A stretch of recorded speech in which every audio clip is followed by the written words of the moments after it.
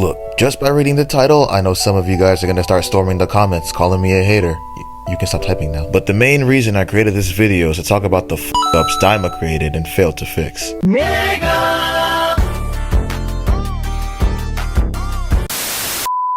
First off, Daima's an incredible show. The world building, the characters, they're all amazing. My personal favorite Daima characters have to be Majin Ku and Goma. They were all around funny characters who stayed true to themselves. Majin Ku becoming Demon King was the best choice of writing they could have done. His character's fitting of the role, potentially shaping the demon realm into a more livable establishment for the demons. His introduction was also hilarious. We all thought that he would be a major threat, and turns out he's just an overly honest goofball who doesn't care that he's the strongest. But as long as he can support his allies, that's all that matters. I guess before I can start hating, I'll bring up the stuff I enjoyed about Daima. First is the animation. Yeah, this is basic, but the animation style used in Daima really elevates the scenes and the world around it. Not gonna lie, ever since Z, all we've known is grasslands, wasted rocky terrain, and the time chambers. They haven't expanded from those areas, and when Daima brought not one, but 3 different demon worlds, I lost my marbles. The many battles in each demon world were really amazing. Goku using the power pole in ways we haven't seen in the original story was just the icing on the cake. Let's also not forget when Super Saiyan actually has life to its transformation, and it's not just 2 different PNGs slapped together on CapCut. Like, it's not that hard to animate Super Saiyan in Dragon Ball Super. Like, look bro, I can do that shit too.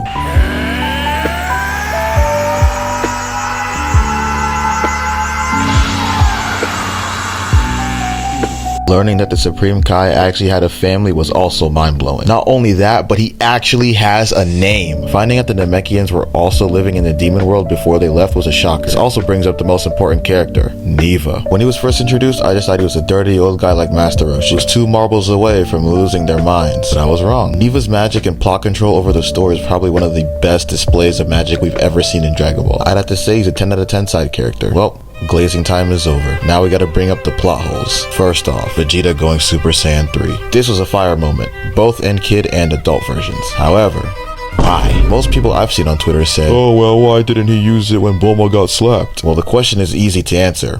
Why would he? King Kai, who at the time used to be an all-powerful god, was his pants when Goku, yes, the Goku, got his shit rocked by Beerus. And guess what form Goku used? Super Saiyan 3. And the main drawbacks of Super Saiyan 3 is the stamina and the toll it takes on the user's body. And it's still a problem in Daima too. Vegeta didn't master the form, nobody has. So when Bulma got slapped, going Super Saiyan 3 would not be the best choice. Because what if Beerus wasn't a chill guy? What if he was a deranged tyrant like Frieza and just kept boxing with all the Z fighters, even when he knocked them out? Vegeta at the time was the strongest fighter. So why would he waste all his stamina on Beerus when at the time the world was on his shoulders? Rant aside, Vegeta going Super Saiyan 3 is an easy fix for the future of Dragon Ball. He doesn't use Super Saiyan 3 because it's a quote-unquote Goku form. Out of pride and humiliation, he chooses not to use that form. He knows the weaknesses of Super Saiyan 3, hence why he hasn't used it in Dragon Ball Super or in the future arcs. So meaning, all along, Vegeta had access to Super Saiyan 3, but he just chose not to use it. For someone who tapped into God Ki without a ritual, wouldn't it make sense he obviously had Super Saiyan 3 in his arsenal? Daima will be the first and last time we see Vegeta go Super Saiyan 3 because he truly stayed to his word that he will never use that form, and it's proven in Dragon Ball Super all the way up to the recent chapters in the manga. Now,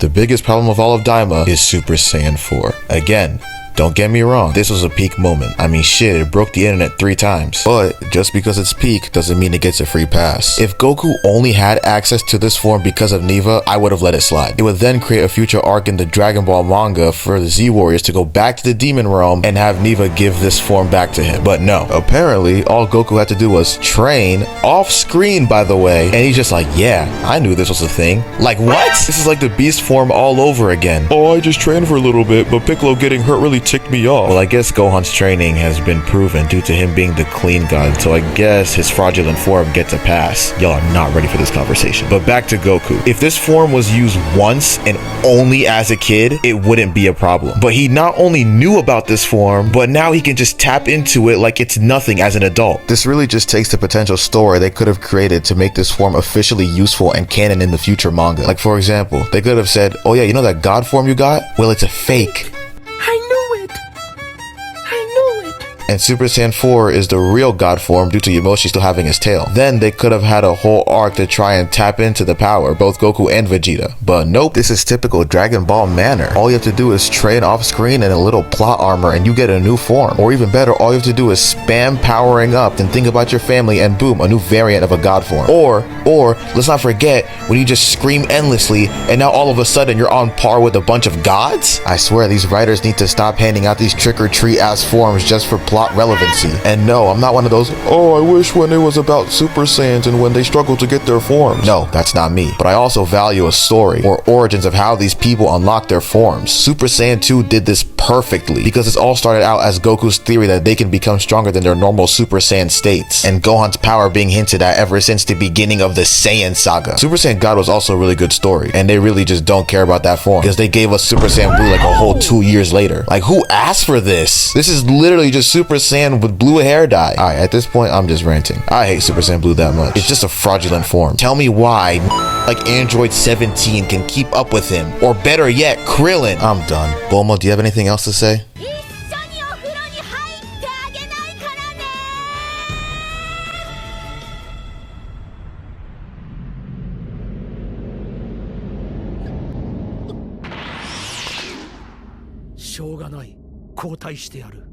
Rest in peace, Toriyama. Daima is truly the best gift you could have given us, and I'm glad you had full production control over this show. Thank you guys for sticking around as long as you did, and peace.